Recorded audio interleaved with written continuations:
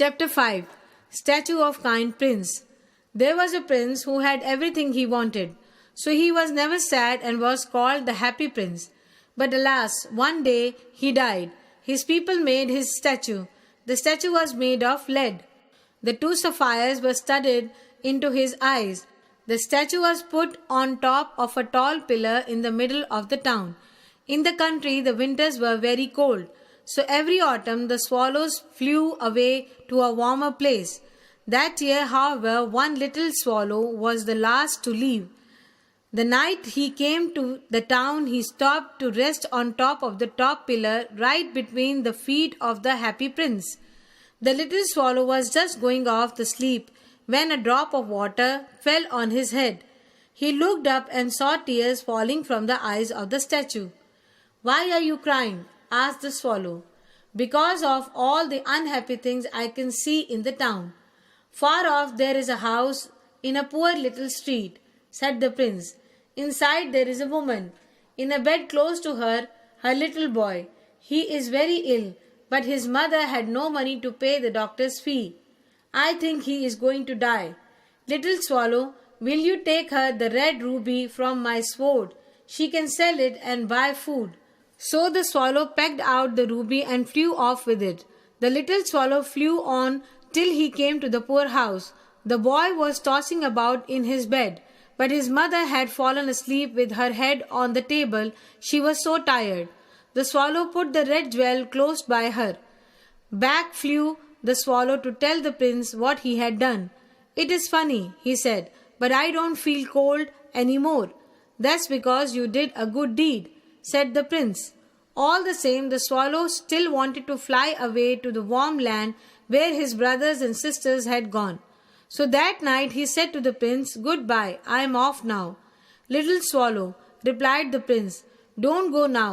I can see a poor young man in a bare room where there is no fire. He is trying to write, but his hand is too cold to hold the pen, and he has no food to eat. Take out one sapphire studded in one of my eyes."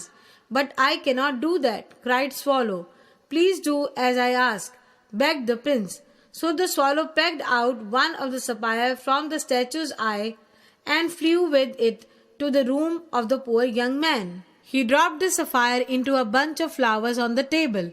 When the young man saw it, he was so pleased that he forgot he was hungry and went on with his work. "Now I can pay my rent and buy some food," he said. Back flew the swallow to tell the prince the good news. "And now goodbye," he added. "Don't go now," pleaded the prince. "Look down there. Do you see that little girl? She was trying to sell matches, but her hands were so cold that she had dropped them into the wet, and now they are of no use. Her father will beat her when she gets home. She is crying. You must peck out from my other sapphire and give it to her." "But if I do that, you won't be able to see at all," cried the swallow. "You will be blind." "Please do as I say," begged the prince.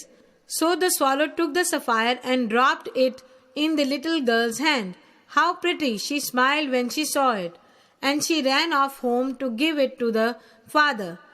Back once more flew the swallow. He said to the prince, "I cannot leave you now that you are blind. I will stay with you, and you can use my eyes now that you cannot see." The prince wanted the swallow to fly over the town and tell him what he saw. One day the swallow saw two little boys lying down under a bridge trying to keep one another warm.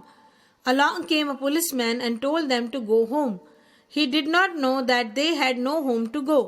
They just got up and went out hand in hand into the rain. When he heard this, the prince was very sad. "I have no jewels left," he said, "but my clothes are made of gold. You must peck off a bit and give it to those poor children." Every day the swallow saw someone who needed help, and before long all the gold from the prince's clothes had been given away. He stood on the top of his pillar looking dull and grey, but the faces of the poor children were longer, white, their cheeks were red, and their thin arms and legs grew nice and round. They no longer had to beg for bread. "Goodbye," replied the prince, and something broke inside him. It was his heart. Next day, the mayor and town councillors passed by the pillar and looked up at the statue. "Dear mayor, how shabby our prince looks," they cried. "He seems to have lost all his jewels and someone has stolen his golden clothes. And look, there is dead bird at his feet. We can't have that here.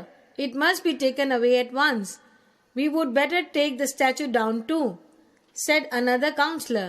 "We will put up a better one in its place. Whose shall we put this time?" "Mine, of course," said the mayor. They took down the prince statue and melted the lead to make the new one. But the workmen found a broken heart inside that would not melt.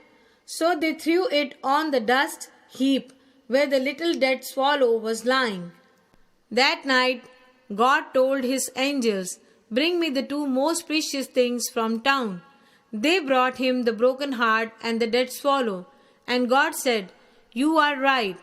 This little bird shall always sing in my garden of